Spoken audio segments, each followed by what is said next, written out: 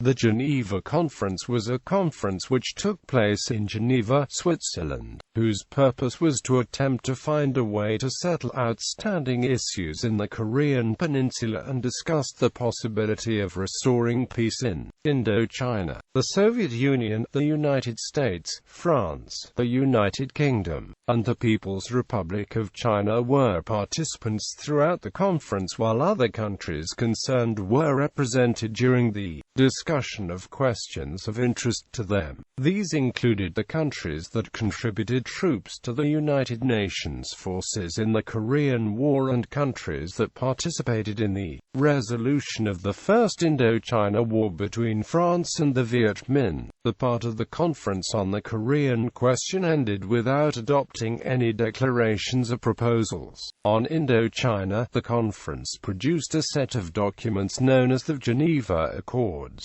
These agreements temporarily separated Vietnam into two zones, a northern zone to be governed by the Viet Minh, and a southern zone to be governed by the state of Vietnam, then headed by former Emperor Bao Tai. A conference final declaration, issued by the British chairman of the conference, provided that a general election be held by July 1956 to create a unified Vietnamese state. Although presented as a consensus view, this document was not accepted by the delegates of either the state of Vietnam or the United States. In addition, three separate ceasefire accords, covering Cambodia, Laos, and Vietnam, were signed at the conference. Background: on February 18, 1954, at the Berlin Conference it was agreed that the problem of restoring peace in Indochina will also be discussed at the conference, to which representatives of the United States, France, the United Kingdom, the Union of Soviet Socialist Republics, and the Chinese People's Republic and other interested states will be invited. The conference was held at the Palace of Nations, commencing on April 26. The first agenda item was the Korean question, to be followed by Indochina. Korea. The armistice signed at end of the Korean War required a political conference within 3 months, a timeline which was not met to settle, through negotiation, the questions of the withdrawal of all foreign forces from Korea, the peaceful settlement of the Korean question, etc. Indochina. After the defeat of the Japanese Empire in 1945, the Provisional Government of the French Republic restored colonial rule in French Indochina. Nationalist and communist movements in Vietnam led to the First Indochina War in 1946. This colonial war between the French Union's Expeditionary Corps and Ho Chi Minh's Viet Minh guerrillas turned into a Cold War crisis in January 1950. The Communist Viet Minh received support from the newly proclaimed People's Republic of China and the Soviet Union, while France and the newly created Vietnamese National Army received support from the United States. The Battle of Dien Bien Phu started on March 13, 1954 and continued during the conference. The course of the battle hung over the conference as both sides sought a strategic victory that would strengthen the negotiating position. On the Korean question, the South Korean representative proposed that the South Korean government was the only legal government in Korea, that UN-supervised elections should be held in the north, that Chinese forces should withdraw, and that UN forces, a belligerent party to the war, should remain as a police force. The North Korean representative suggested that elections be held throughout all of Korea, that all foreign forces leave beforehand, that the elections be run by an all-Korean commission that is made up of equal parts from North and South Korea, and to generally increase relations economically and culturally between the North and the South. The Chinese delegation proposed an amendment to have a group of neutral nations supervise the elections, which the North accepted. The U.S. supported the South Korean position and saying that the USSR wanted to turn North Korea into a puppet state. Most allies remained silent, and at least one, Britain, thought that the U.S.-South Korean proposal would be deemed unreasonable. The South Korean representative then made a new proposal where there would be all-Korea elections, but that they would be held according to South Korean constitutional procedures and still under UN supervision. On June 15, the last day of the Conference on the Korean Question, the USSR and China both submitted declarations in support of a unified, democratic, independent Korea, and that negotiations to that end should resume at an appropriate time. The Belgian and British delegations said that while they were not going to accept the Soviet and Chinese proposals, that did not mean a rejection of the ideas they contained. Quote, "In the end, however, no declaration was adopted on Indochina. While the delegates began to assemble in Geneva from late April, the discussions on Indochina only commenced on May 8, 1954. The Viet Minh had achieved the decisive victory over the French Union forces at Dien Bien Phu the previous day. The Western Allies did not have a unified position on what the conference was to achieve in relation to Indochina. Anthony Eden, leading the British delegation, favored a negotiated settlement to the conflict. Georges Bidault, leading the French delegation, vacillated, keen to preserve something of France's position in Indochina and justify past sacrifices, even as its military situation deteriorated. The U.S. had been supporting the French in Indochina for many years, and the Eisenhower administration wanted to ensure that it could not be accused of another Jalta, or having lost Indochina to the Communists, as they had accused the Truman administration of having lost China previously. The Eisenhower administration had considered airstrikes in support of the French at Dien Bien Phu, but were unable to obtain a commitment to united action from key allies such as the United Kingdom, and Eisenhower was wary of becoming drawn into another Korea that would be deeply unpopular with the American public. U.S. domestic politics heavily influenced the U.S. position at Geneva. Columnist Walter Lippmann wrote on April 29 that the American position at Geneva is an impossible one, so long as leading Republican senators have no terms for peace except unconditional surrender of the enemy, and no terms for entering the war except as a collective action in which nobody is now willing to engage. At the time of Geneva, the U.S. did not recognize the People's Republic of China, and Secretary of State John Foster Dulles, a virulent anti-communist, forbade any contact with the Chinese delegation, even refusing to shake hands with Zhou Enlai, the lead Chinese negotiator. Dulles fell out with the UK delegate Anthony Eden over the perceived failure of the UK to support united action in U.S. positions on Indochina, and left Geneva on May 3, being replaced by his deputy Walter Bedell Smith. The state of Vietnam refused to attend the negotiations until Bedell wrote Bao assuring him that any agreement would not partition Vietnam. Bedell opened the conference on May 8 by proposing a cessation of hostilities, a ceasefire in place, a release of prisoners, and a disarming of irregulars, notwithstanding the French defeat at Dien Bien Phu the previous day. On May 10, Pham Van Dong, leader of the Democratic Republic of Vietnam delegation, set out the position which proposed a ceasefire, separation of the opposing forces, a ban on the introduction of new forces into Indochina, exchange of prisoners, independence and sovereignty for Vietnam, Cambodia and Laos, elections for unified governments in each country, withdrawal of all foreign forces, and the inclusion of the Pathet Lao and Khmer Issarak representatives at the conference. Pham Van Dong first proposed a temporary partition of Vietnam on May 25.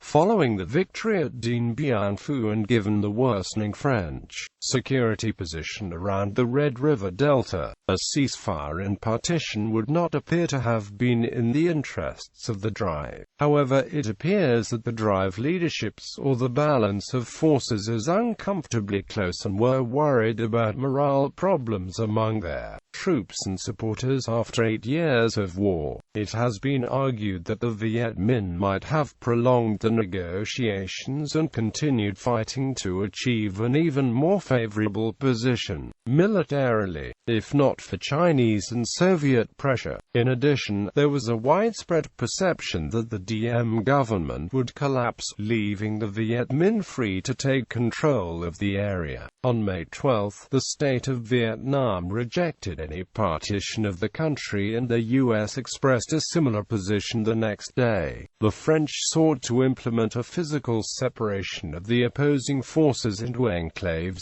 throughout the country, known as the leopard skin approach. The Drive Viet Minh would be given the California Mao Peninsula, 3 enclaves near Saigon, large areas of Annam and Tonkin. However, the French Union forces would retain most urban areas and the Red River Delta, including Hanoi and Haiphong, allowing it to resume combat operation in the north if necessary. Behind the scenes, the U.S. and French governments continued to discuss the terms for possible U.S. military intervention in Indochina. By May 29, the U.S. and the French had reached agreement that if the conference failed to deliver an acceptable peace deal, Eisenhower would seek congressional approval for military intervention in Indochina. However, following discussions with the Australian and New Zealand governments where it became clear that neither would support U.S. military intervention, reports of the plummeting morale among the French Union forces and opposition from Army Chief of Staff Matthew Ridgway, the U.S. position began to move away from intervention. However, they could still not support a negotiated settlement. By early mid-June, the U.S. began to consider the possibility that, rather than supporting the French to stay in Indochina, it might be preferable for the French to leave Indochina and for the U.S. to support the new Indochinese states without the perception of French colonialism, as they were unwilling to support the proposed partition or intervention. By mid-June, the U.S. decided to withdraw from major participation in the conference.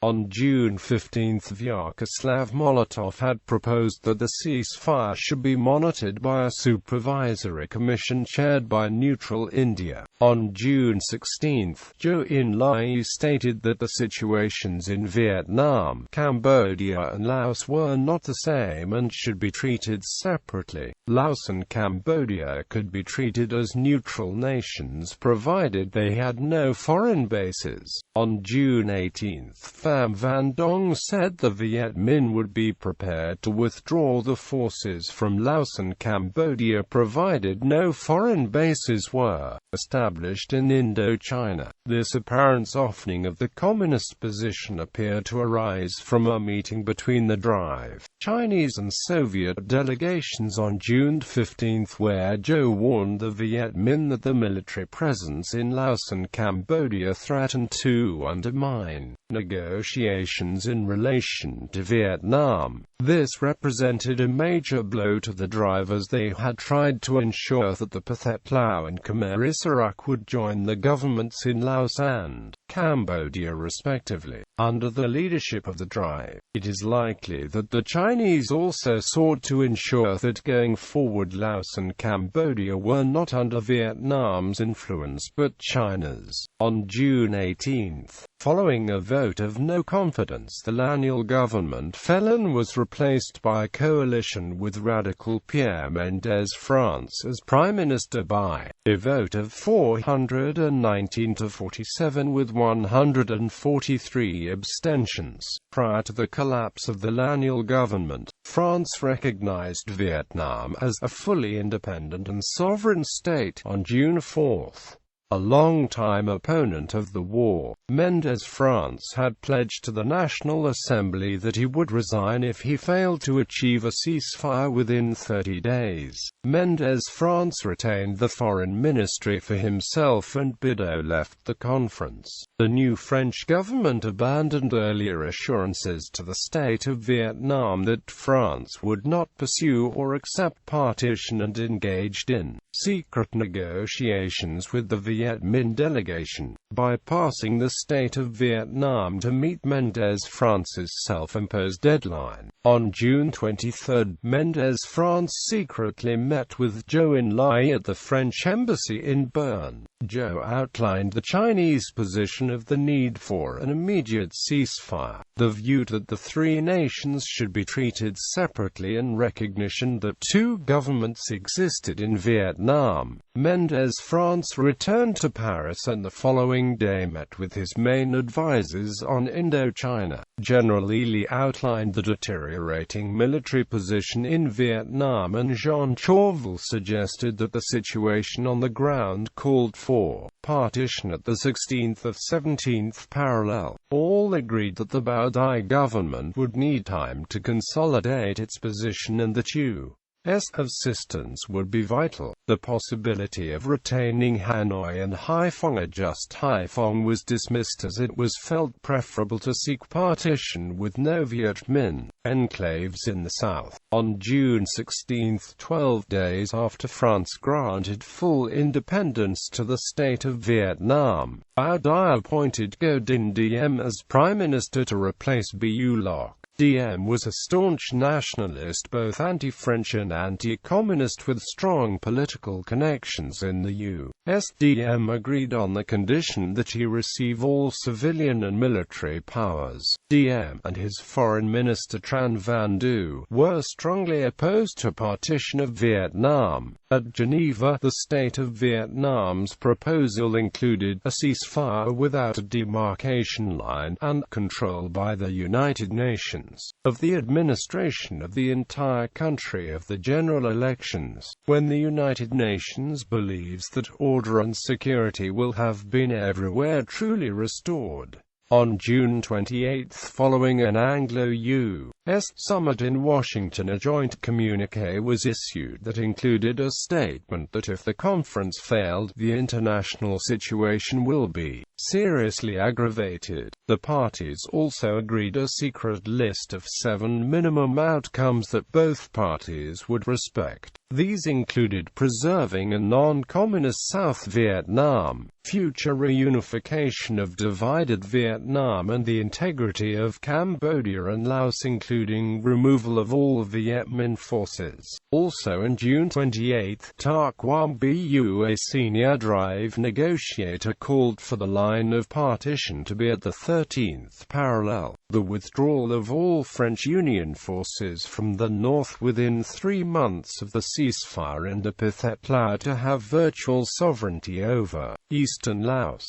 From July 3 to 5, Zhou Enlai met with Ho Chi Minh and other senior drive leaders in Liuzhou. Most of the first day was spent discussing the military situation and balance of forces in Vietnam. General GIP explained that while Dien Bien Phu had represented a colossal defeat for France, he began, but she was far from defeated. She retained a superiority in numbers, some 470,000 troops, roughly half of them Vietnamese, versus 310,000 on the Viet Minh side, as well as control of Vietnam's major cities. A fundamental alteration of the balance of forces had thus yet to occur. GIP continued, despite Dien Bien Phu, at which point Wei Guoqing, the chief Chinese military advisor to the Viet Minh, spoke up to say he agreed.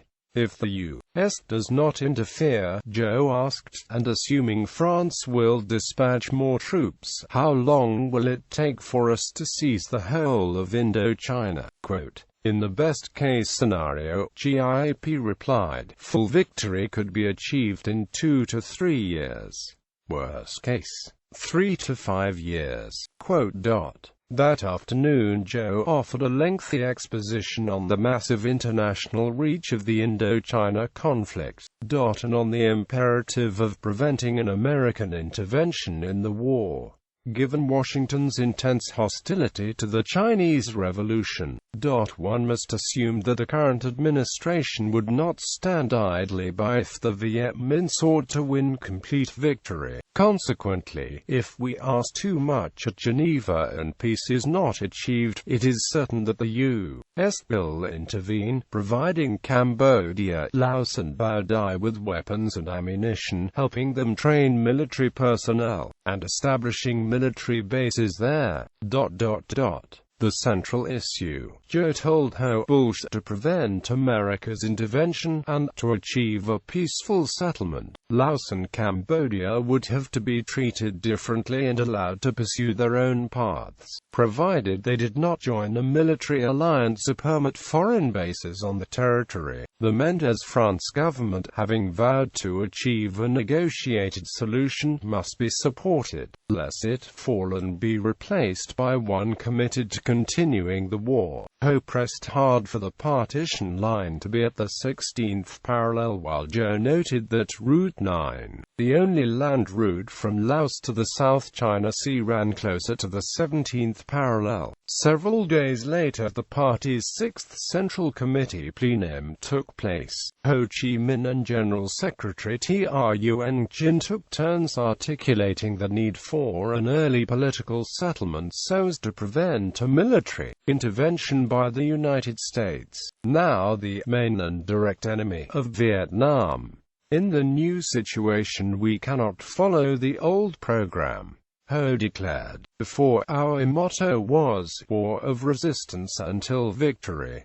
Now, in view of the new situation, we should uphold a new motto: peace, unification, independence, and democracy. A spirit of compromise would be required by both sides to make the negotiations succeed, and there could be no more talk of wiping out and annihilating all the French troops. A demarcation line allowing the temporary regroupment of both sides would be necessary. The plenum endorsed Ho's analysis, passing a resolution supporting a compromise settlement to end the fighting. But Ho and Truong Chin plainly worried that following such an agreement at Geneva, there would be internal discontent and leftist deviation, and in particular that analysts would fail to see the complexity of the situation and underestimate the power of the American and French adversaries. They accordingly reminded their colleagues that France would retain control of a large part of the country, and that people living in this area might be confused, alienated and vulnerable to enemy manipulations. We have to make it clear to our people, Ho said, that, in the interest of the whole country, for the sake of long-term interest, they must accept this, because it is a glorious thing and the whole country is grateful for that.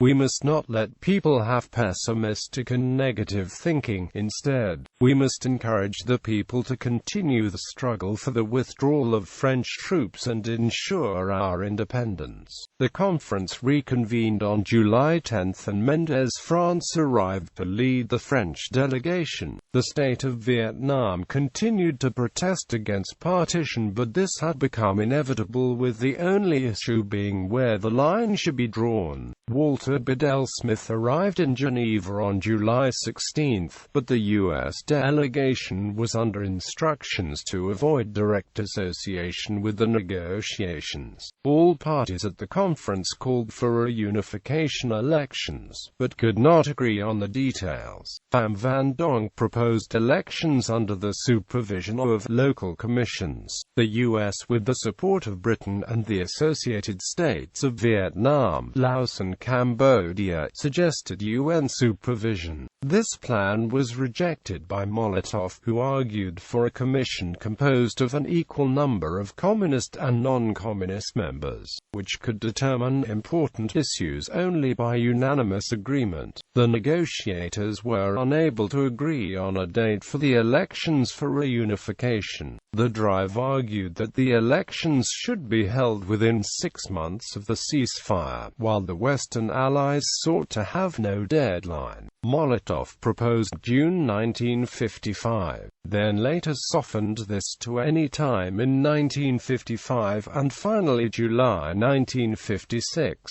The Diem government supported reunification elections, but only with effective international supervision, arguing that genuinely free elections were impossible in the totalitarian North. By the afternoon of July 20, the remaining outstanding issues were resolved as the parties agreed that the partition line should be at the 17th parallel and that the elections for reunification should be in July 1956.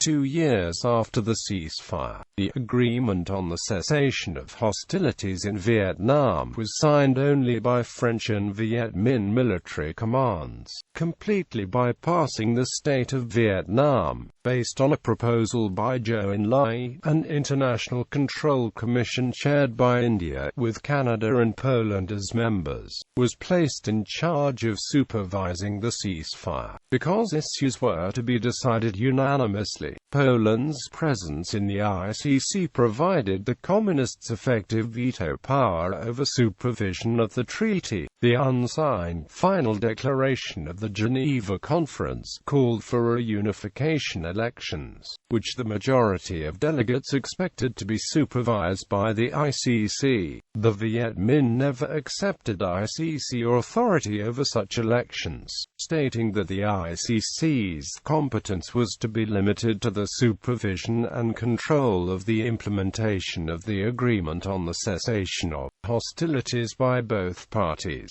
Of the 9 delegates present, only the United States and the state of Vietnam refused to accept the declaration. Adele Smith delivered a unilateral declaration of the U.S. position, reiterating, "We shall seek to achieve unity through free elections supervised by the United Nations to ensure that they're conducted fairly." While the 3 agreements were dated July 20, they were in fact signed on the morning of July 21. Geneva Accords. The Geneva Accords, which were issued on July 21, 1954, set out the following terms in relation to Vietnam. A provisional military demarcation line running approximately along the 17th parallel on either side of which the forces of the 2 parties shall be regrouped after the withdrawal. A 3 miles wide demilitarized zone on each side of the demarcation line. French Union forces to regroup to the south of the line and Viet Minh to the north. Free movement of the population between the zone for 300 days.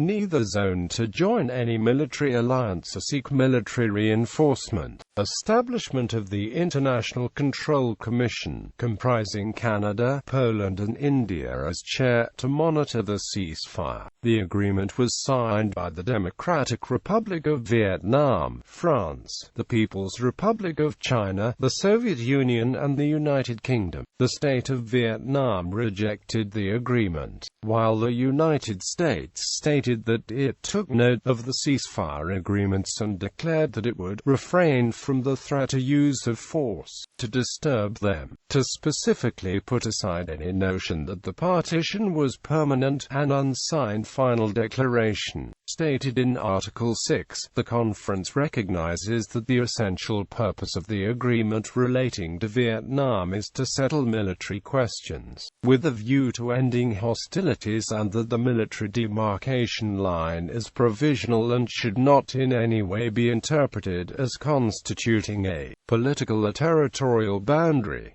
Separate accords were signed by the signatories with the Kingdom of Cambodia and the Kingdom of Laos in relation to Cambodia and Laos respectively. The British and Communist Chinese delegations reached agreement on the sidelines of the conference to upgrade the diplomatic relations.